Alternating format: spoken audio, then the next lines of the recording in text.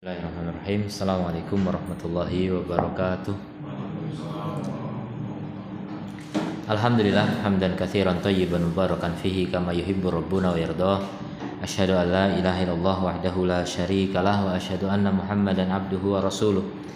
Sallallahu alaihi wa ala alihi wa ashabihi wa sallama tasliman katsira amma ba'd. Alhamdulillah kita bisa melanjutkan kembali pelajaran dari kitab Al-Jadid fi Syarhi Kitab Tauhid karya Syekh Muhammad Al-Qur'awi rahimahullahu taala.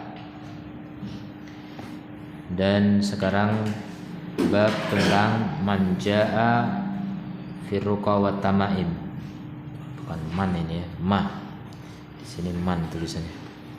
Harusnya apa yang datang tentang ruqyah dan tamaim. Jadi apa yang datang maksudnya dalil-dalil seputar mantra-mantra dan jimat-jimat. Kemarin sudah kita bahas sebagian jimat, yaitu gelang atau sesuatu yang melingkar, halqah. Nah ini juga jimat lagi, lebih umum sekarang.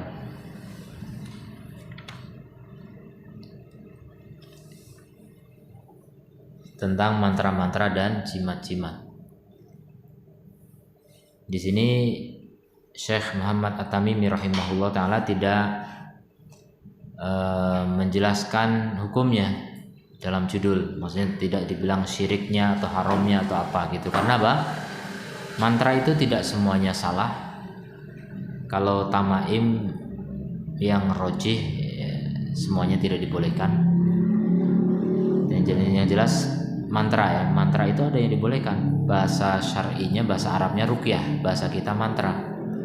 Dan dalam semua agama ada mantra ya. Maka mantra itu ada yang benar, ada yang salah. Kita lihat perinciannya di dalam Sahih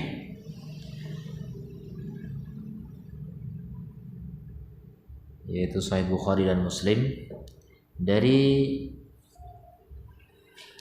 Abu Bashir Al-Ansari radhiyallahu anhu kana ma'a Rasulillah sallallahu alaihi wasallam. Beliau bersama Rasulullah sallallahu alaihi wasallam fi ba'di asfarihi, di dalam sebagian safar-safar beliau. Jadi bersama Rasul dalam safar. Maka ketika itu Rasulullah sallallahu alaihi wasallam mengutus utusan. Arsala rasulan. Beliau mengutus seorang utusan untuk apa? Alla yabqayanna fi raqabati ba'irin, agar tidak membiarkan di leher unta. Nah, ini dalam safar, orang safar pakai unta. Jangan membiarkan ada di leher unta kiladatun, kalung, min watarin, dari busur,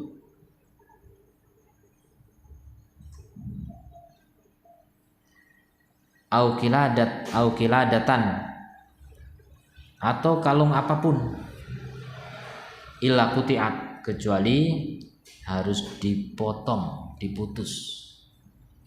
harus diputus. Itu utusan.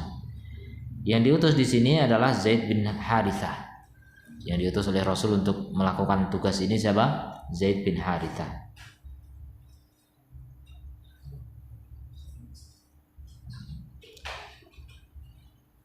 Apa faedah dari hadis ini? Yang pertama, wajibnya mengingkari kemungkaran.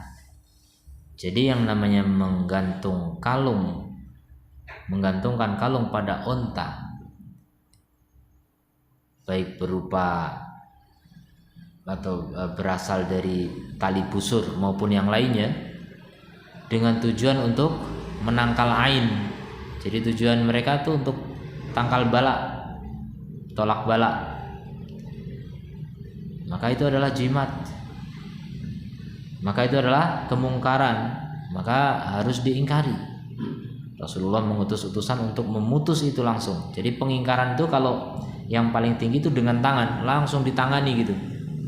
Barang yang haram rusak, seperti gitar ambil banting gitu, karena haram hukumnya. Alat-alat musik haram. Ya, dalam mazhab Syafi'i alat musik itu kalau ada orang merusak alat musik tidak wajib mengganti, bahkan nggak perlu mengganti. Kenapa? Karena itu barang haram, ngapain diganti? Jadi merusak alat musik tidak domin, ya, tidak menjamin.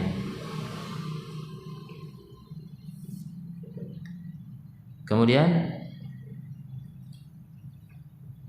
yang kedua, diterimanya khobar ahad atau hadis ahad. Diterimanya hadis ahad. Nah, ini bantahan kepada Mu'tazilah dan yang semisalnya yang mengatakan hadis ahad enggak diterima dalam akidah. Hadis ahad itu apa? Hadis yang di salah satu tobaqot sanadnya hanya ada satu orang, atau dua, atau tiga, tapi tidak mencapai derajat mutawatir. Jadi ahad itu lawan dari mutawatir. Itu kata mereka nggak boleh dipakai dalam masalah akidah. Lah ini contoh.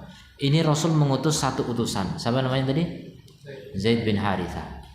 Satu utusan tiba-tiba datang ke unta. Ini nggak boleh sama Rasul. Ini nggak boleh sama Rasul gitu. Sahabat nggak boleh protes. Satu orang yang membawa berita dari Rasul diterima. Berarti berita dari satu orang bisa diterima. Ini masalah akidah ini. Ya, masalah keyakinan. Nah, itu sanggahan ya, hadis ini menjadi dalil untuk membantah Mu'tazilah dan yang sebangsa mereka yang menolak hadis ahad dalam akidah. Kemudian yang ketiga,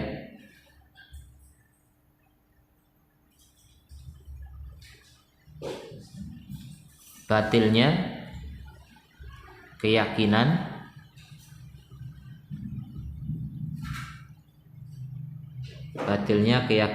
adanya manfaat pada kalung. Batilnya keyakinan adanya manfaat pada kalung dengan berbagai macamnya.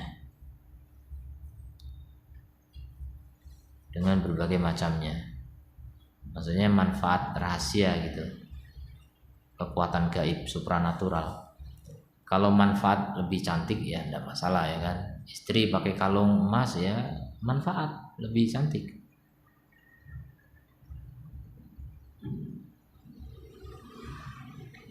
Kemudian yang keempat,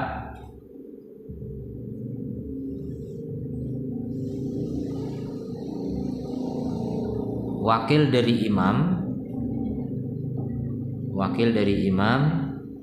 menduduki kedudukannya dalam tugas yang diserahkan kepadanya. Menduduki kedudukannya dalam tugas yang diserahkan kepadanya.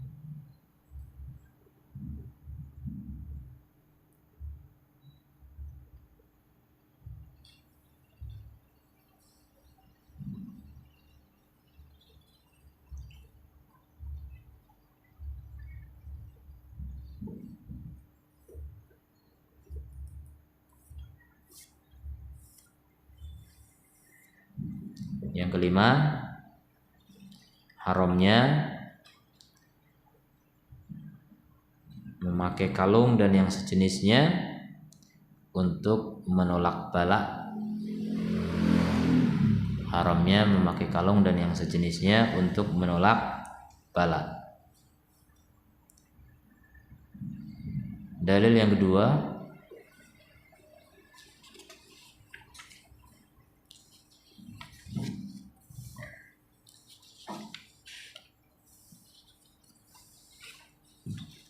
dari Ibnu Mas'ud radhiyallahu anhu qala. Dari Ibnu Mas'ud radhiyallahu anhu beliau berkata, aku mendengar Rasulullah sallallahu alaihi wasallam bersabda, innar ruqa wat tamaim wat tiwala syirkun. Sesungguhnya ruqyah tamimah dan tiwalah adalah syirik. Nanti dijelaskan masing-masing. Sungguhnya ruqyah, tamimah dan tiwalah adalah syirik. Hadis riwayat Ahmad dan Abu Dawud. Ruqyah adalah bacaan-bacaan yang dibacakan kepada orang yang sakit.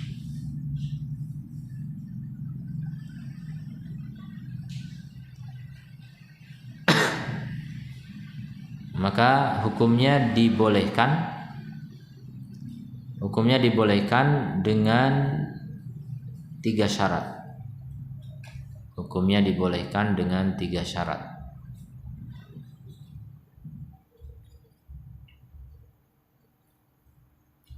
Yang pertama, menggunakan ayat Al-Qur'an, menggunakan ayat-ayat Al-Qur'an atau nama dan sifat Allah atau doa-doa kepada Allah. Menggunakan ayat-ayat Al-Qur'an atau nama dan sifat Allah atau doa-doa kepada Allah.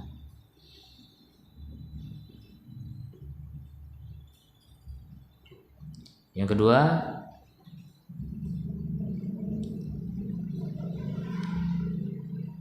menggunakan bahasa Arab yang difahami maknanya. Menggunakan bahasa Arab yang difahami maknanya. Artinya kalau berdoa gitu misalnya, itu pakai bahasa Arab dan dipahami maknanya.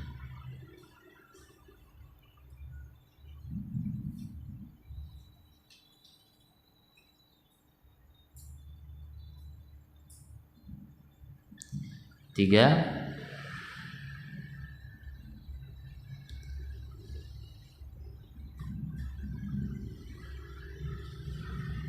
tidak boleh meyakini bahwa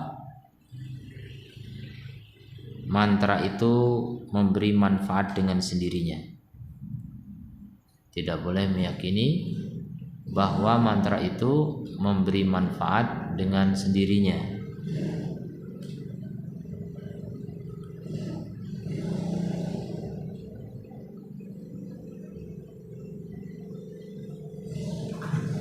Tapi dia hanya menjadi sebab, sementara pemberi manfaat hanyalah Allah Subhanahu wa ta'ala.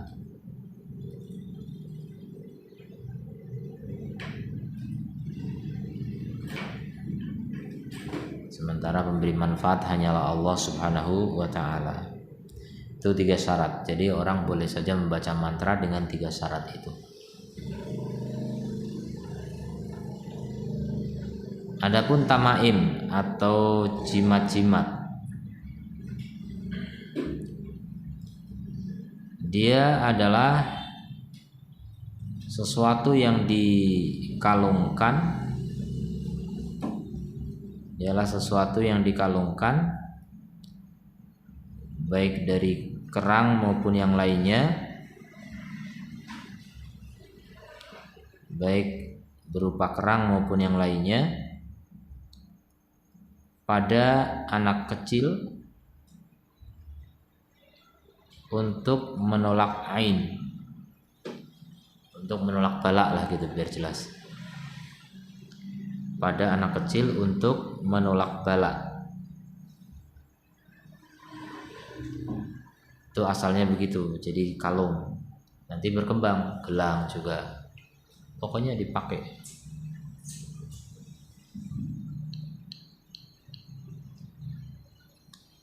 Adapun tiwalah adalah sesuatu yang dianggap bisa membuat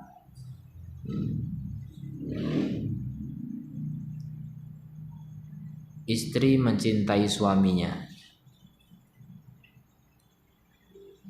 atau sebaliknya. Suatu yang bisa membuat istri mencintai suaminya atau sebaliknya. Kalau bahasa saya namanya pelet. Apa istilah lain? Selain pelet apa? Hah?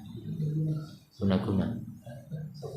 Guna-guna itu bukan sihir secara umum.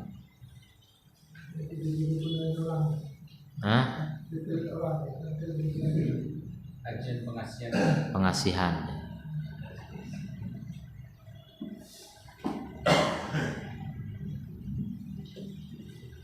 Itu tiwalah, dan itu adalah syirik. Dan sesuatu ini umum ya, banyak bentuknya. Faedah dari hadis ini,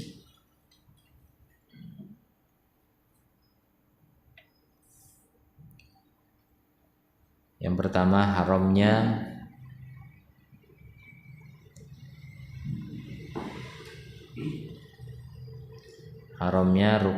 ruqyah yang tidak memenuhi syarat. Haramnya ruqyah yang tidak memenuhi 3 syarat tadi.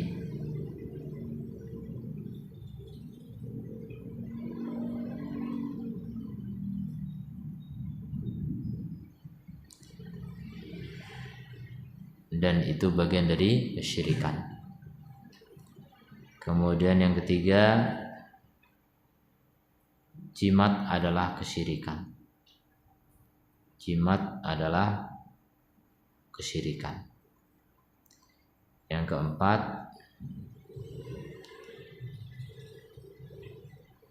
pelet, pengasihan dan lain sebagainya adalah kesyirikan.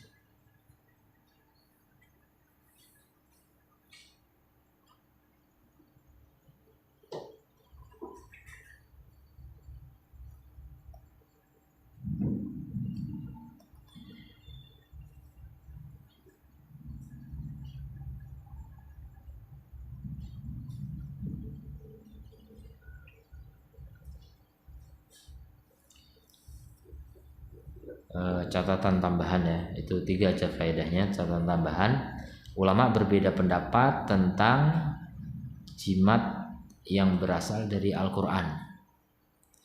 Ulama berbeda pendapat tentang jimat yang berasal dari Al-Quran. Sebagian membolehkan dengan alasan, dengan dalil kias kepada ruqyah. Dengan dalil apa? Kias kepada ruqyah.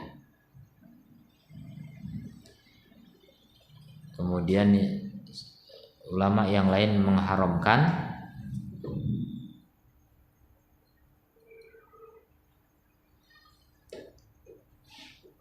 berdalil dengan keumuman hadis tadi. Berdalil dengan keumuman hadis tadi. Dan yang kedua, ini pendapat yang benar. Jadi yang benar, walaupun jimat itu dari ayat Quran, nggak boleh. Ada Quran dicetak kecil sekali jadi jimat. Terus kan Quran Istanbul apa ya, tahu? Haram, tidak boleh, syirik. Atau sebagian surat atau sebagian ayat, tidak boleh. Jadi alasan ketidakbolehannya apa? Keumuman hadis tadi, jimat syirik.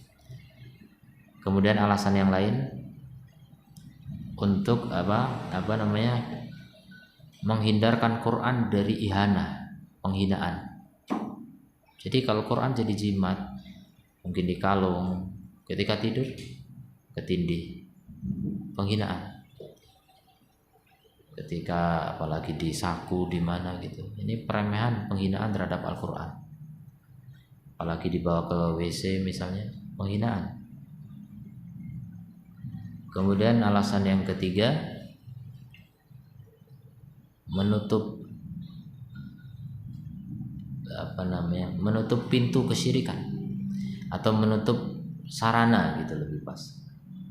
Jadi kalau jimat dengan Quran dibolehkan, nanti lama-lama boleh juga jimat dari hadis, jimat dari doa-doa, lama-lama boleh semua gitu. Jadi menutup sarana. menutup sarana kepada kesyirikan, maka haram hukumnya. Syaddud dzari'ah itu bagian dari qawaid ya, bagian dari kaidah yang baku, bahwasanya ketika sesuatu itu bisa mengantarkan kepada keburukan, itu hukumnya dilarang.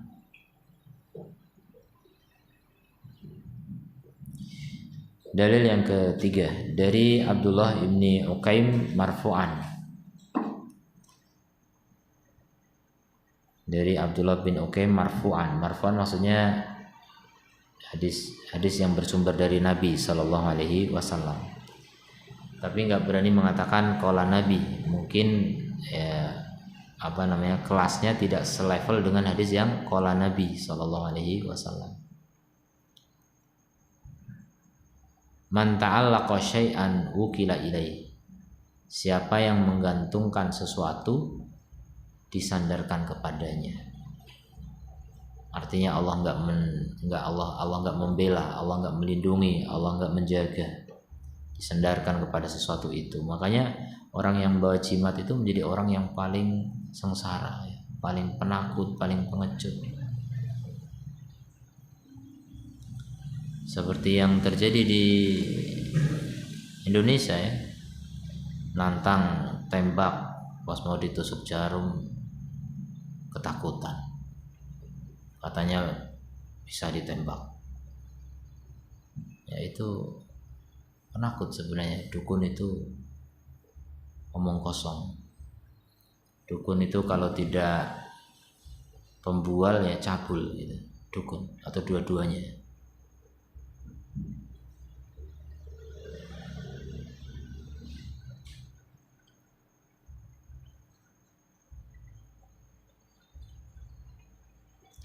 Kemudian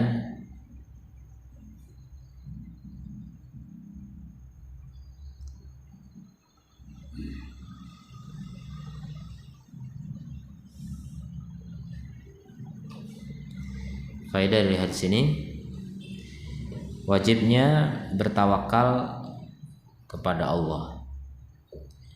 Wajibnya bertawakal kepada Allah.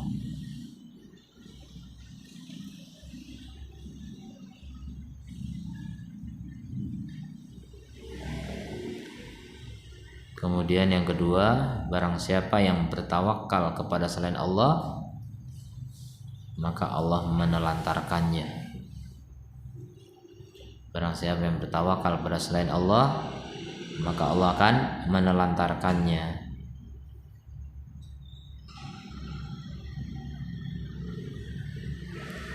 Tiga, haramnya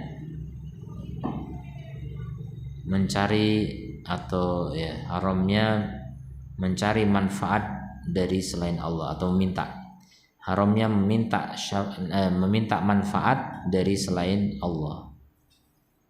Jadi nggak boleh ya meminta manfaat kepada sesuatu yang dia benda mati, nggak ada kaitannya gitu. Kalau kita mencari manfaat dari nasi biar kenyang, ya itu ada kaitannya gitu. Tapi kalau manfaat dari jimat, dari keris, itu nggak ada hubungannya.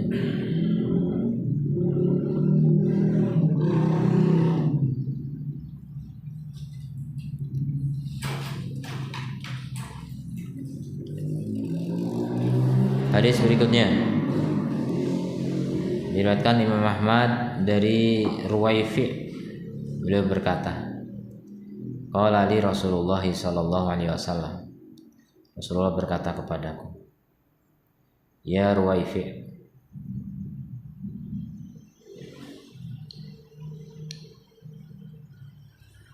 wahai Ruwaifi, la'alal hayata satatulu bika. Mudah-mudahan hidupmu panjang, kamu panjang umur. Fa'akhbirin nasa, maka nanti kalau umurmu panjang, kabarkan kepada manusia, anna man aqada lihyatahu, kabarkan kepada manusia bahwa siapa yang mengikat jenggotnya, au taqallada wataron, atau membuat kalung dari busur, tali busur, atau yang membuat kalung dari tali busur, awistanja biraji'i dabbah au adm, atau yang cebok menggunakan kotoran hewan atau tulang, atau yang cebok menggunakan kotoran hewan atau tulang, maka sungguh Muhammad berlepas diri darinya. Maka sungguh Muhammad berlepas diri darinya.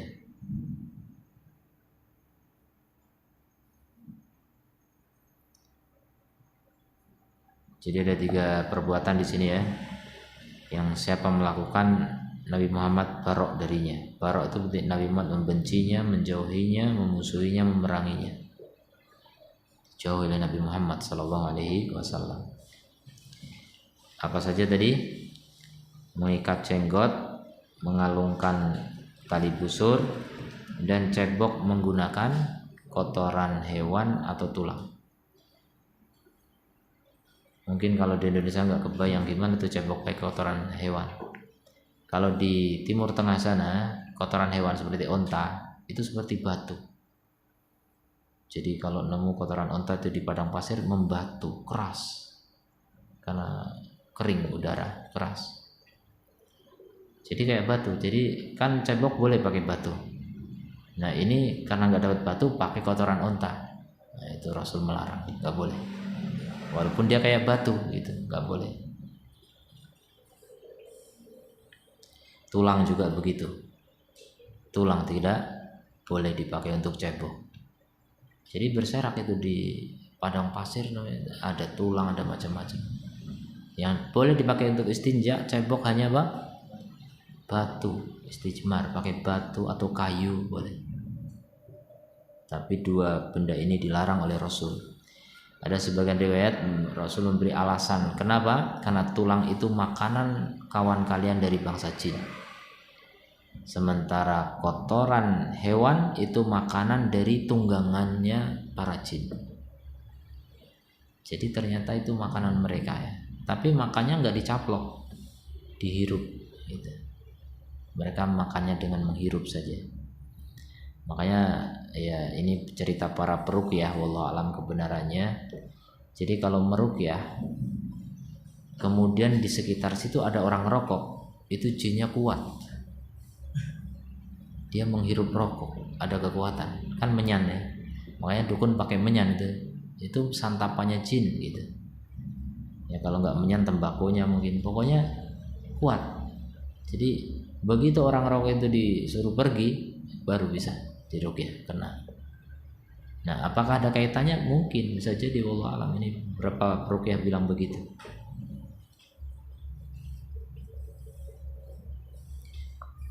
Jadi memang ada bangsa jin yang makan tulang sama kotoran hewan. Tunggangannya jin ya jin juga gitu. Maksudnya kita manusia punya tunggangan hewan, jin juga punya tunggangan hewan jin gitu. Wallahu a'lam.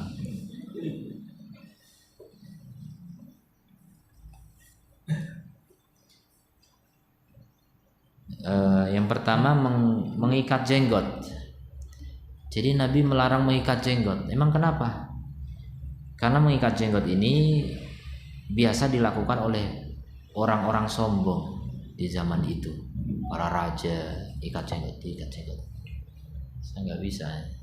Yang panjang itu kan, orang panjang jenggot diikat, dia digulung, diikat. Itu tanda kesombongan zaman dulu. Maka Nabi melarang itu. Atau juga ada alasan lain, karena mengesankan seperti perempuan. Jadi begitu jenggotnya digulung, jadi kayak nggak berjenggot gitu, kayak perempuan. Ada yang membuat alasan begitu. Ulama beda-beda pendapat. Ada juga yang mengatakan itu terlarang kalau sholat. Kalau di luar sholat nggak apa-apa ikat jenggot, tapi kalau sholat dilepas. Ya itu pendapatnya. Tapi yang lebih selamat pokoknya nggak usah dilakukan.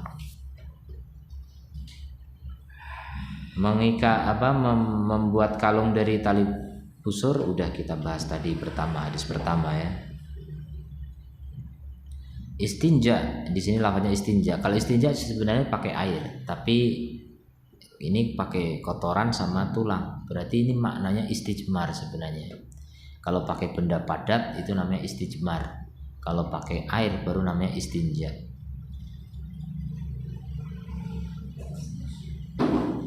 Pelajaran dari hadis ini yang pertama, mukjizat Nabi Shallallahu Alaihi Wasallam, di mana Ruwaifi benar-benar panjang umur. Mukjizat Nabi Shallallahu Alaihi Wasallam benar, di mana Ruwaifi benar-benar panjang umur.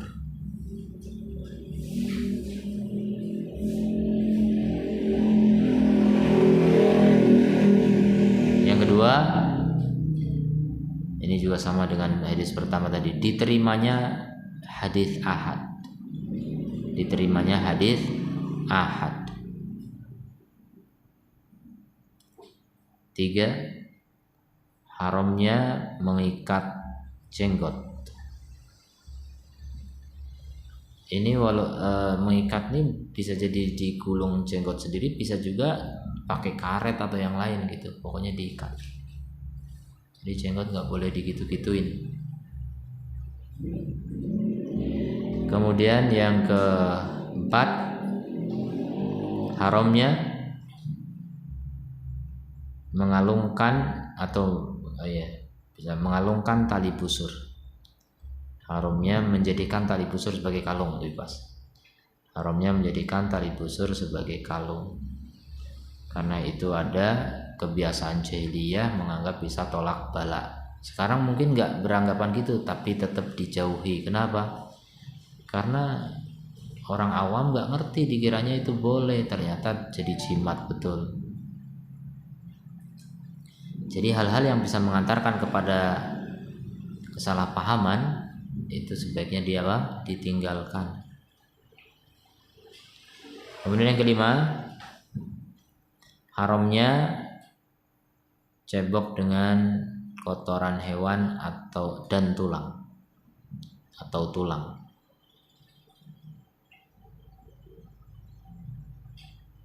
Nih, alasannya di sini disebutkan. Kenapa dilarang? Karena tulang adalah makanan jin dan kotoran hewan adalah makanan tunggangan jin atau binatangnya jin. Jadi jin punya binatang. Padahal jin juga kalau ingin menampakkan diri kepada manusia itu menjadi binatang biasanya. Selain hantu ya, penampakan macam-macam. Kadang jadi hewan. Ada ular masuk rumah, maka jangan langsung dibunuh. Disuruh keluar dulu, keluar. Kalau dia bangsa jin, dia paham keluar. Kalau nggak keluar berarti nggak paham, itu ular betulan itu. Jadi ada ular jadi-jadian, dan itu yang paling banyak ya. Di antaranya jin itu paling senang jadi ular dan hewan-hewan yang lain. Makanya kalau ada hewan ya belum tentu itu hewan betulan, bisa jadi hewan jadi-jadian. Itu jin ya, bisa jadi. Terutama yang hitam-hitam. Suka menjadi kucing hitam atau anjing hitam atau macam-macam.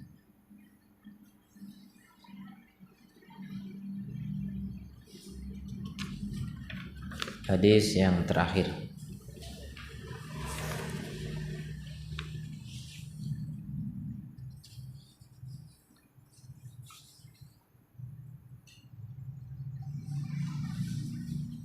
Jadi yang berkaitan dengan bab kita ini tadi yang masalah ini, menggantungkan, bukan jenggot, menggantung tali busur, jimat maksudnya. Kemudian hadis dari Sa'id bin Jubair rahimahullah, beliau berkata, man qata'a tamimatan min insanin kana ka'addi raqabatin. Hadis riwayat Waqi'. Siapa yang memutus jimat dari seseorang, maka dia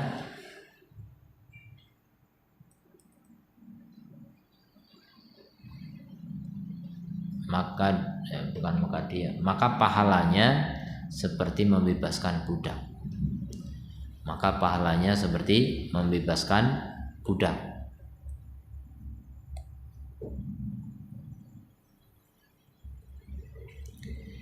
Kemudian ini riwayat Waqi' ya. Dari Ibrahim juga, dalam riwayat Waqi' juga beliau berkata dari Ibrahim An-Nakhai,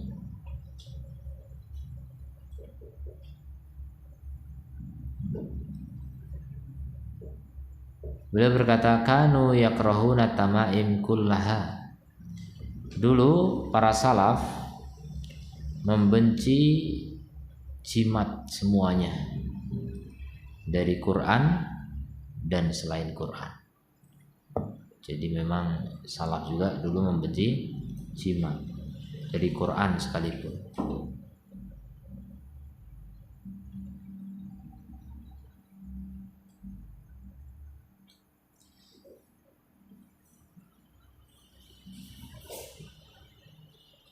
Faedah dari hadis ini, keutamaan mengingkari kemungkaran.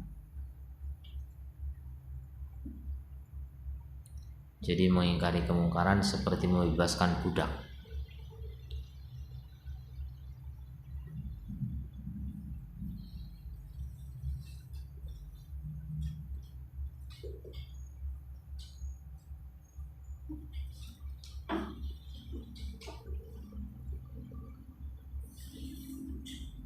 Yang kedua, haramnya jimat.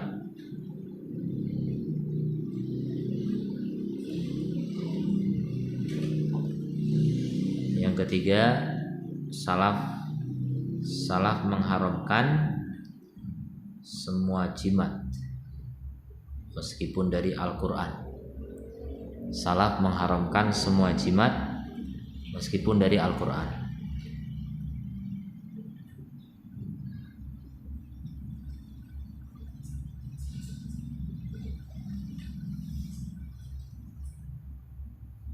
Ya, itu bab yang kita pelajari malam ini. Kalau ada pertanyaan mungkin silakan.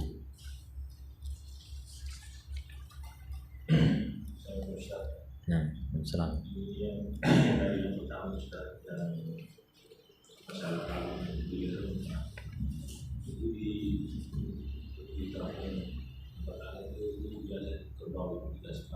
Kalau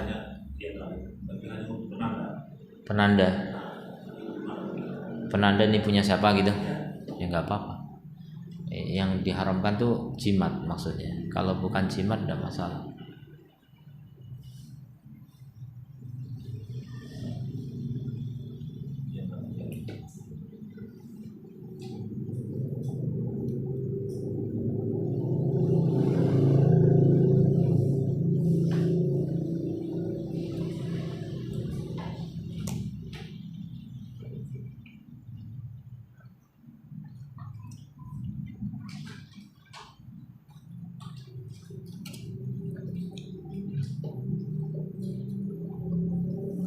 Sudah ada lagi? Ada ya, kita cukupkan ya sampai di sini. Subhanakallahumma wa bihamdika asyhadu an la ilaha illa anta astaghfiruka wa atubu ilaik. Assalamualaikum warahmatullahi wabarakatuh.